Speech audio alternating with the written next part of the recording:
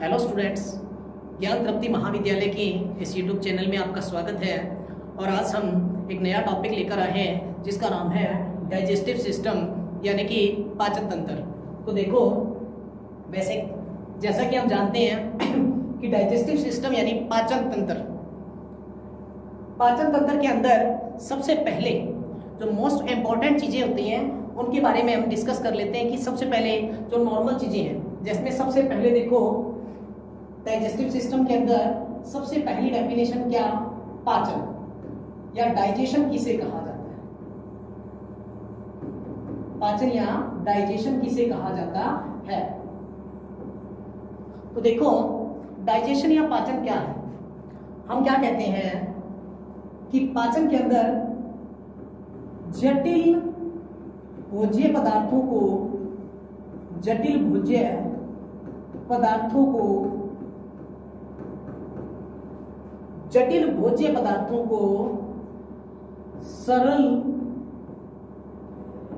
भोज्य पदार्थों में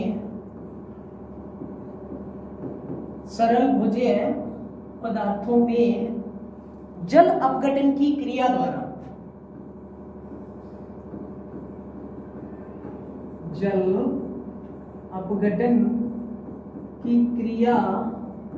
द्वारा बदलने को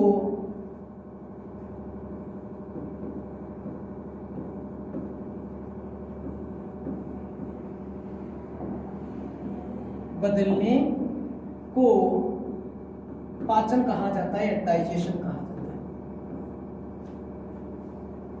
तो देखो, ये होगी हमारी डाइजेशन की यानी पाचन की डेफिनेशन।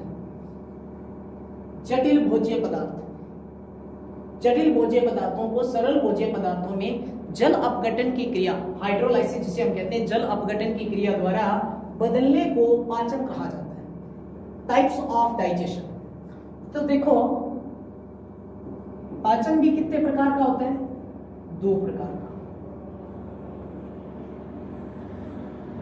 यानी कि जो जटिल भोज्य पदार्थ हैं वो सरल भोज्य पदार्थों में टूटते हैं जल अपघटन की क्रिया द्वारा, तो उसे हम कहते हैं पाचन। लेकिन पाचन भी कितना प्रकार का होता है? 2 प्रकार का। एक होता है इंट्रासेल्यूलर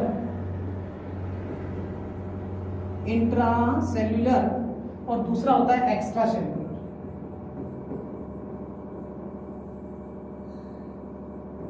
यहां पे इंट्रासेल्यूलर, इंट्रा का मतलब होता है यहां पे अंतःकोशिकीय पाचन,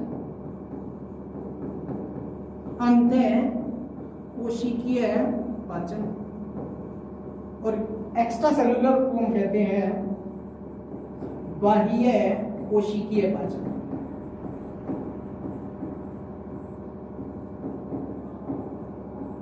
देखो, अंतःकोशिकीय पाचन की डेफिनेशन क्या होगी? अंतःकोशिकीय पाचन की डेफिनेशन के रूप में हम कह सकते हैं कि जब पाचन की क्रिया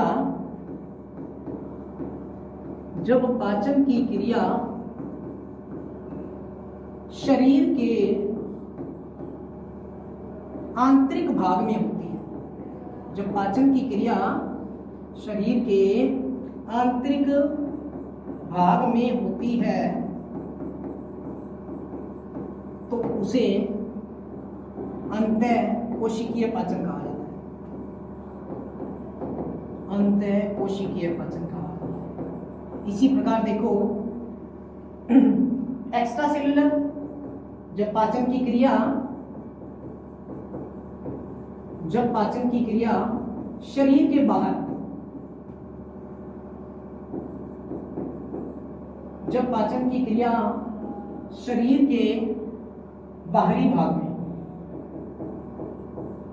भाग में संपन्न होती है तो उसे हम क्या कहते हैं? Extra cellular digestion.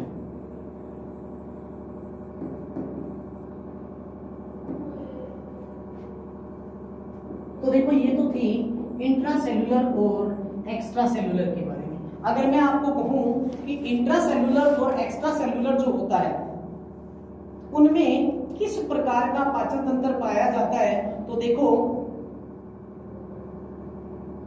अगर हम बात करें इंट्रासेल्यूलर की तो मानव यहां पे मानव के अंदर मानव, तिलचट्टा,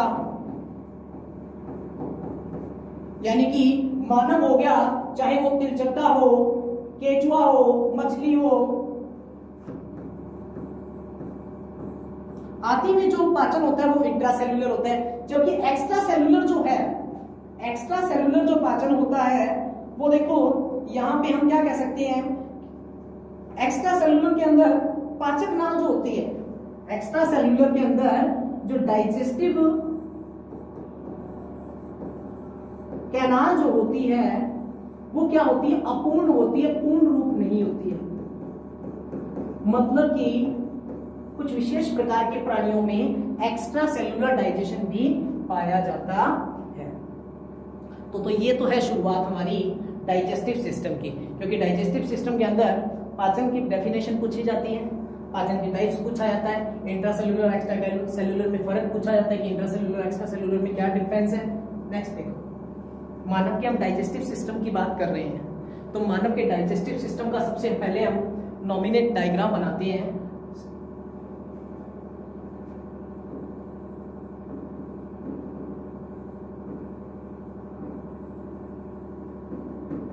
स्ट्रक्चर ऑफ डाइजेस्टिव सिस्टम,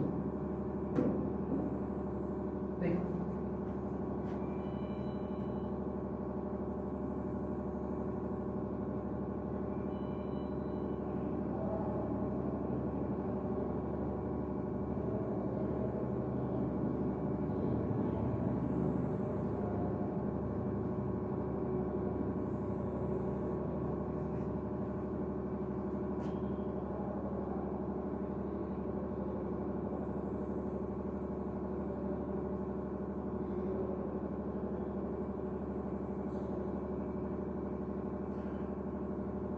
देखो यहां पे हम मानव के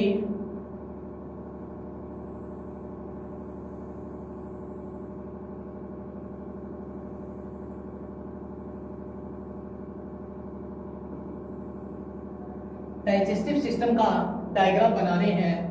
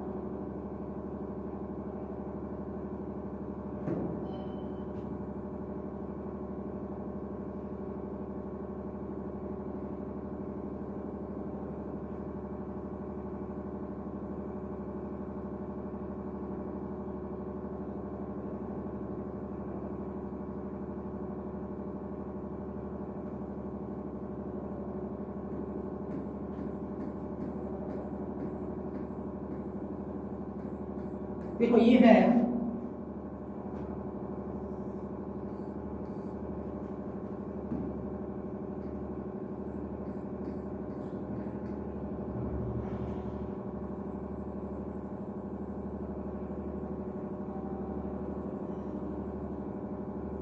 ये मानव का डाइजेस्टिव सिस्टम है।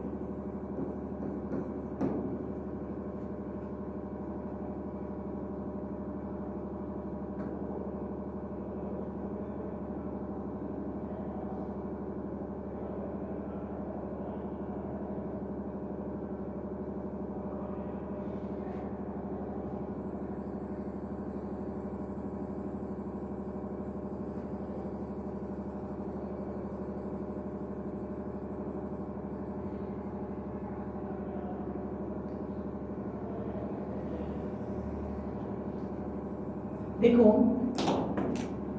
जो हम बना रहे हैं ये इसकी लार्ज इंटेस्टाइन है।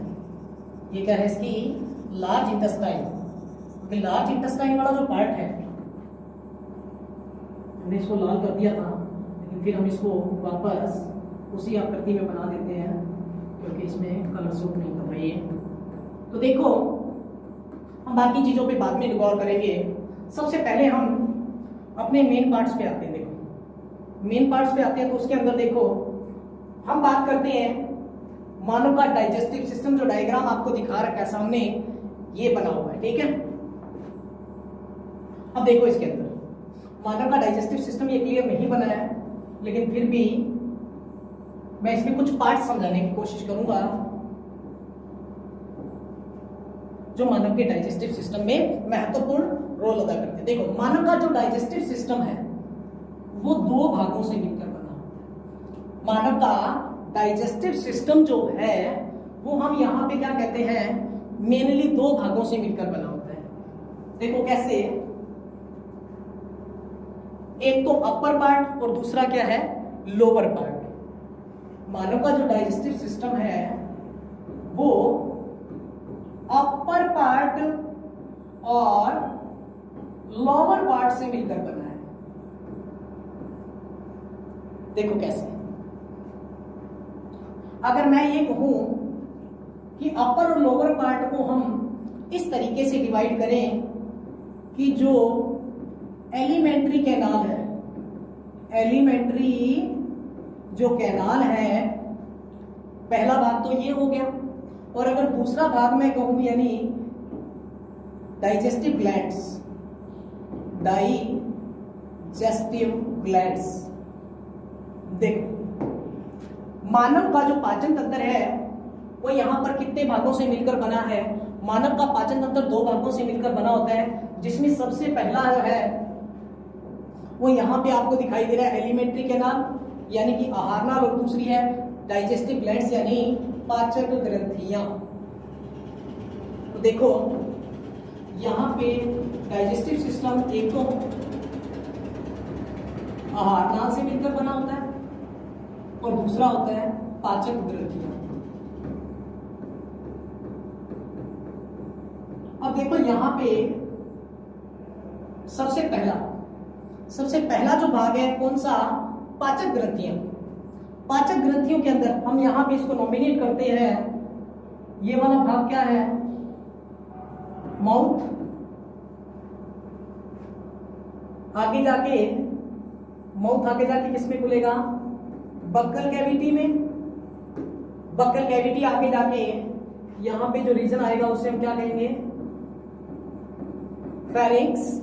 फेरिंक्स के बाद ये वाली जो है इसे हम क्या कहेंगे, ओइसोफेगस।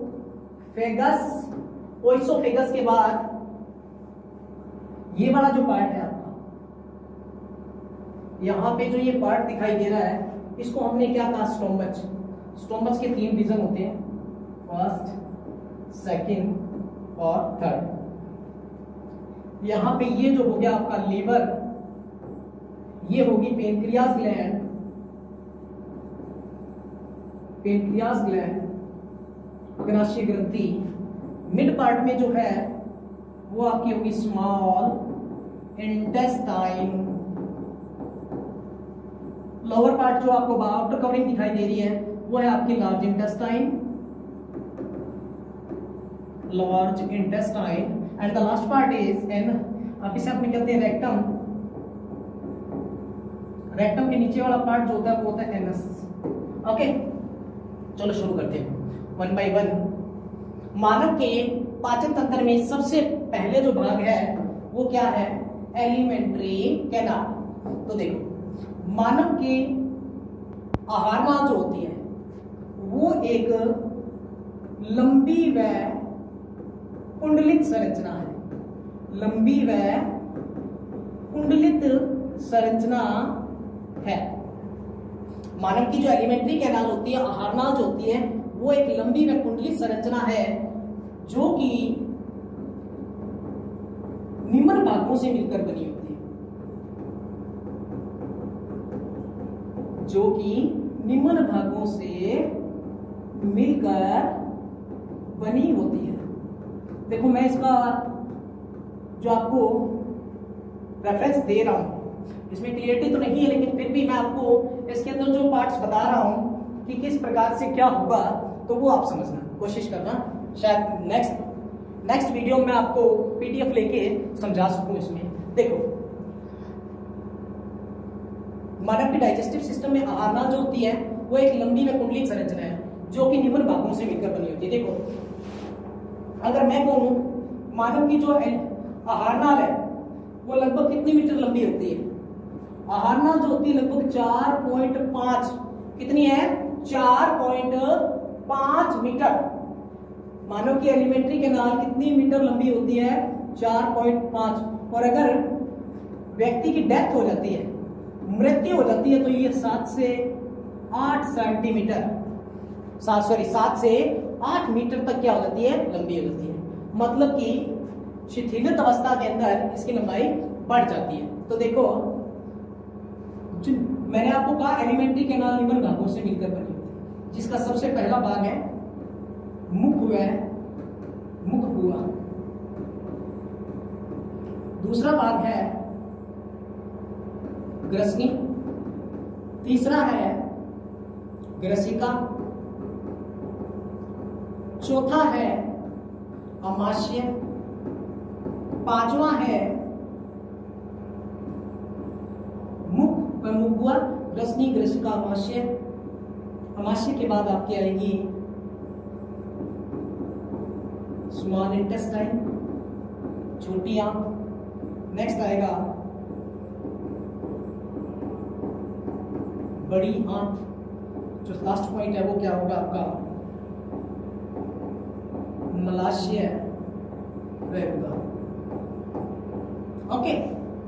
और अगर मैं बात करूं किसकी, मैं यहां पे बात करता हूं दूसरा पार्ट जो था कौन सा? डाइजेस्टिव ग्लैंड्स की। तो यहां पे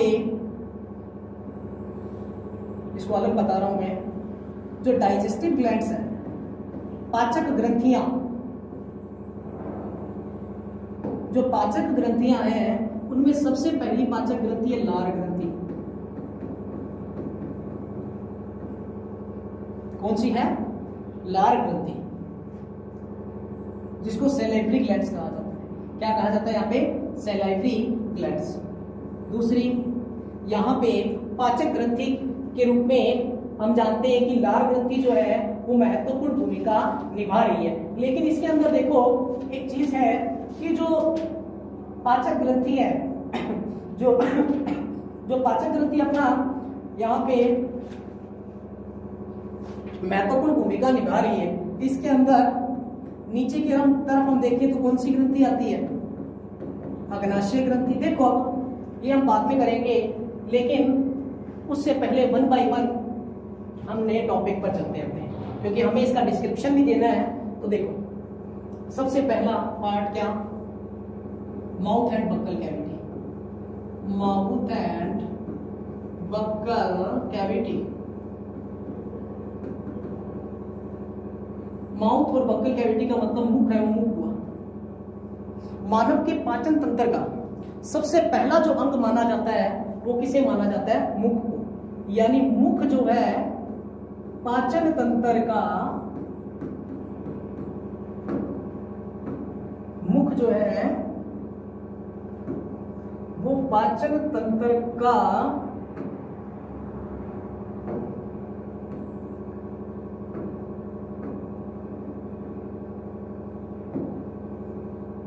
जो है पाचन तंत्र का सबसे महत्वपूर्ण अंग माना जाता है। सबसे महत्वपूर्ण व प्रथम अंग माना जाता है, क्योंकि बिना माउथ के भोजन को अंदर ग्रहण नहीं किया जा सकता। यानी मैं इसकी 1 बाय 1 डिस्क्रिप्शन देता हूं। देखो मानव के जो पाचन तंत्र का सबसे पहला अंग है वो क्या है? हमारा माउथ। बिना माउथ के भोजन को अंदर नहीं लिया जा सकता। यानी इंटेक ऑफ फूड, जिसके द्वारा भोजन को अंदर लिया जाता है, वो क्या है? माउथ।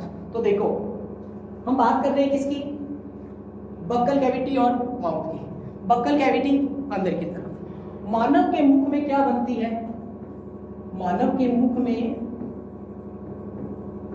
लार बनती है। क्या बनती है, लार बनती है। और इस लार के अंदर एक एंजाइम पाया जाता है जिसे लारिये एमाइलेज एंजाइम कहा जाता है। क्या कहा जाता है, लारिये एमाइलेज। ये लारिये एमाइलेज एंजाइम क्या करता है, ये कार्बोहाइड्रेट, स्टार्च आदि का अपघटन करने का कार्य करता है, लेकिन पूर्ण रूप से नहीं, लेकिन पूर्ण रूप से नहीं, आंशिक रूप से। यानी कि कार्बोहाइड्रेट, प्रोटीन, लिपिड जो भी है, इन सबका जो है जलीय अपघटन कह दो या पूर्ण रूप से, आंशिक रूप से जो अपघटन होता है वो लारिये एमाइलेज के माध्यम से। अब देखो हम बात करें मानव के मुख में क्या पाए जाते हैं, दंत, टीथ पाए जाते हैं। मानव मुख में कितने प्रकार के दांत पाए जाते हैं, देखो मानव के मुख में 4 प्रकार के दांत पाए जाते हैं, जिसको हम कहते हैं ग्रंथक, रदनक, च्वर्णक और अग्र च्वर्णक।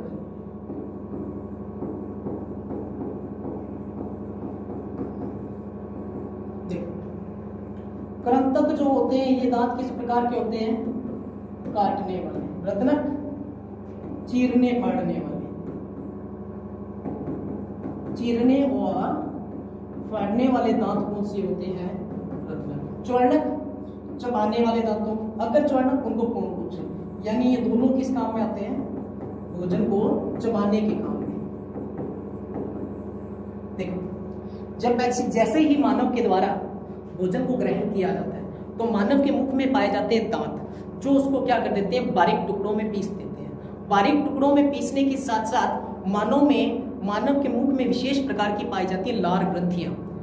लार ग्रंथियां लार का सिक्रेशन करती हैं और लार के अंदर एक एंजाइम पाया जाता है जिसका नाम है लारिये एमाइलेज एंजाइम। लारिये एमाइलेज क्या करता है, भोजन को लसलसा बना देता है। कैसा बना देता है, लसलसा बना देता है। और इस लसलसे भोजन को हम क्या कहते हैं, बोलस कहते हैं। क्या कहते हैं, बोलस। बोलस ये जो पार्ट है ये होता है मुख और मुख गुहा का। सेकंड पार्ट देखो, सेकंड पार्ट जो हमारा था क्या, ग्रसनी। मुख से होता हुआ भोजन जो है मुख गुहा में जाता है। मुख गुहा आगे जाकर खुलती है किसमें, ग्रसनी वाले पार्ट। फूड मटेरियल यहां से गया, यहां पे आ गया। यहां पे आपको पता है एक स्वर यंत्र पाया जाता है, लैरिंक्स। क्या पाया जाता है, लैरिंक्स या स्वर यंत्र। ये स्वर यंत्र, इस लैरिंक्स में क्या होता है, इसमें वोकल कॉर्ड्स पाए जाते हैं, स्वर रज्जु। मानव में जो बोलने की क्षमता होती है, जिसे हम बोल रहे हैं, वो किसके द्वारा होती है, वोकल कॉर्ड्स के थ्रू ही होती है। तो देखो मुख आगे जाके, मुख हुआ आगे जाके खुलती है ग्रसनी में, और ग्रसनी का संबंध जो होता है वो हमारे कंठ से होता है, यहां से, कंठ से। कंठ को कहा जाता है क्या, स्वर यंत्र, क्योंकि कंठ के अंदर, यहां कंठ के अंदर वोकल कॉर्ड्स पाए जाते हैं, स्वर रज्जु, जो कि क्या करते हैं, यहाँ पे ध्वनि उत्पन्न करने का कार्य। जैसे ही भोजन यहाँ पे ग्रसिका से आता है, ग्रसनी से आता है ग्रसिका। एक बात याद रखना, ये जो दीवारें हैं ना सारी की सारी, यहाँ पे ये जो पार्ट्स दिखाई दे रहा है, ये म्यूकस यानी श्लेष्मा से स्रावित होती है। यानी कि इन दीवारों के अंदर किसका स्राव हो रहा है, श्लेष्मा का स्राव हो रहा है। किसका, श्लेष्मा का। भोजन ग्रसनी से होता हुआ आता है ग्रसिका में। जैसे ही भोजन हमारी ग्रसिका में आता है, ये यहां से फूल जाती है इस तरीके से, इस तरीके से फूल जाएगी। ओके, भोजन हमारे जैसे ही ग्रसिका में आता है, फोर्थ पॉइंट, हमारी ग्रसिका जो होती है वो क्या होती है, फूल जाती है। ग्रसिका के फूलने का कारण क्या है?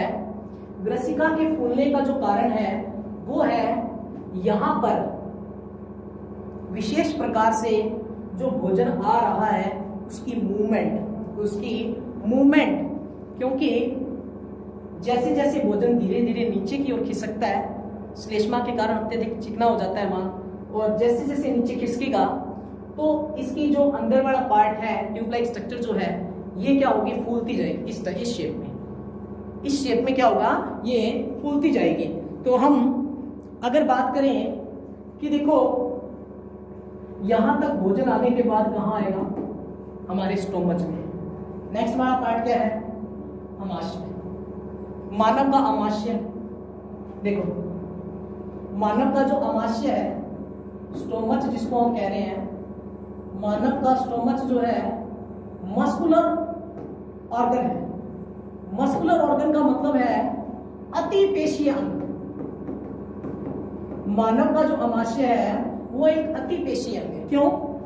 क्योंकि देखो मानव की जो, अगर हम बात करें किसी भी एनिमल्स की या किसी भी लिविंग बीइंग्स की, तो उसके अंदर जो स्टोमच रीजन है, स्टोमच रीजन जो है उसके अंदर भोजन आता है, और यहीं पे वो प्रोसेस है जिसको हम टमी भी कहते हैं। हमारा पेट जो वाला पार्ट जो है ये स्टोमच रीजन है एक प्रकार से, ये वाला। इस स्टोमच रीजन के अंदर 3 भाग पाए जाते हैं। स्टोमक रीजन के 3 पार्ट्स होते हैं। अमाशय कितने भागों से मिलकर बना होता है? अमाशय जो है वो यहाँ पे बना हुआ है कितने भागों से? अमाशय जो है 3 भागों से मिलकर बना है।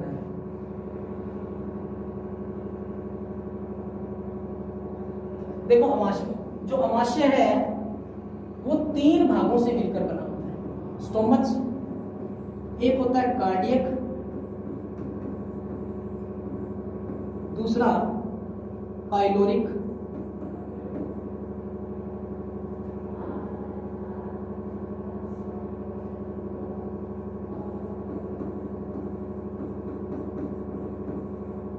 और तीसरा जो है वो है फंडिक। देखो ये मान लो स्टोमच है, ये स्टोमच रीजन है। इस स्टोमक रीजन के अपर पार्ट को हम कहते हैं कार्डियक रीजन। क्या कहते हैं? Cardiac reason. लोअर पार्ट जो है इसका, जो नीचे वाला जो भाग है उसे हम कहते हैं फंडिक रीजन।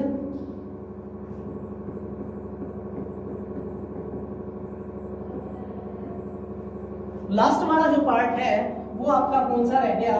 Pyloric reason.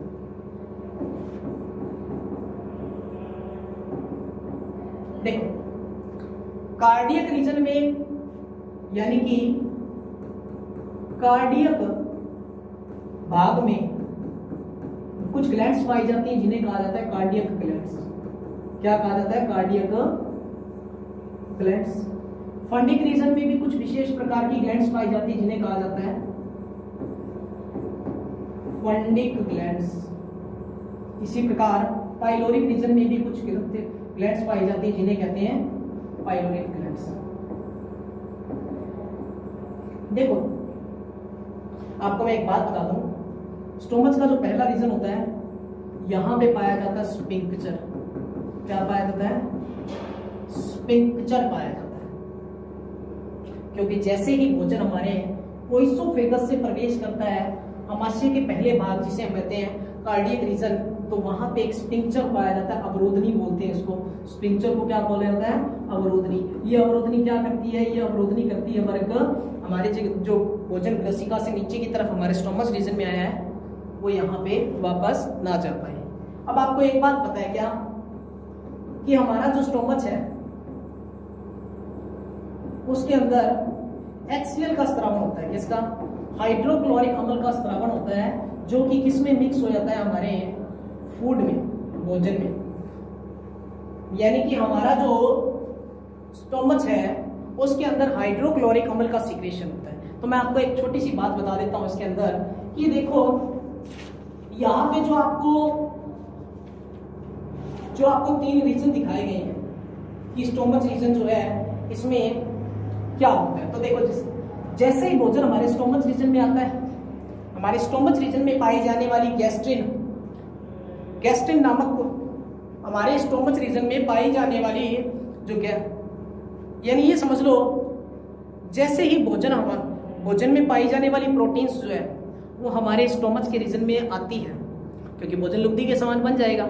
जैसे नीचे आएगा तो क्या होगा, यहाँ से हाइड्रोक्लोरिक अम्ल का सिक्रेशन होगा, और हाइड्रोक्लोरिक अम्ल का जो सिक्रेशन होता है वो यहाँ पे किसके द्वारा होता है, वो होगा यहाँ पे पैराइटल सेल्स या ऑक्जेंटिक सेल्स के द्वारा।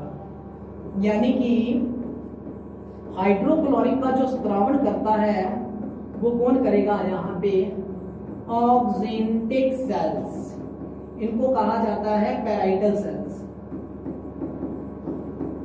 पैराइटल सेल्स भी कहा जाता है। तो बस आप इतना याद रख लो कि यहां से होता हुआ भोजन हमारे तीनों रीजन्स में आता है, cardiac region, fundic region, pyloric region. यहाँ पे कुछ विशेष प्रकार की सेल्स पाई जाती हैं जो कि किसका स्त्रावण करती हैं, हाइड्रोक्लोरिक अम्ल का स्त्रावण करती हैं।